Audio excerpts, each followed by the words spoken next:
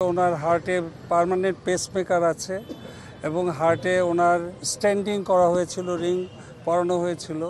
তারপরেও ওনার mitral stenosis নামে একটা কন্ডিশন আছে, সেজন্য চেস্টে ইনফেকশন হওয়াতে ওনার একসাথে হার্ট এবং ফুসফুস দুটোই অ্যাট এ টাইম আক্রান্ত হওয়াতে ওনার খুব রেসপিরেটরি ডিস্ট্রেস হচ্ছিল এবং এখানে আমরা খুব দ্রুত ওনাকে নিয়ে এসে আমরা খুব তাৎক্ষণিকভাবে যেই দ্রুত পরীক্ষাগুলো করা দরকার করার পরে আমরা প্রাথমিক যে রিপোর্ট পেয়েছি সে অনুযায়ী মেডিকেল বোর্ডের সবাই বসে আমরা প্রাথমিকভাবে ওনাকে অ্যান্টিবায়োটিক দিয়েছি। ওনার সুচিকিৎসার ব্যাপারে যথাযথ ব্যবস্থা গ্রহণ করা হচ্ছে এবং সর্বোচ্চ সতর্কতা অবলম্বন করে নিবিড় চিকিৎসা দেওয়া হচ্ছে।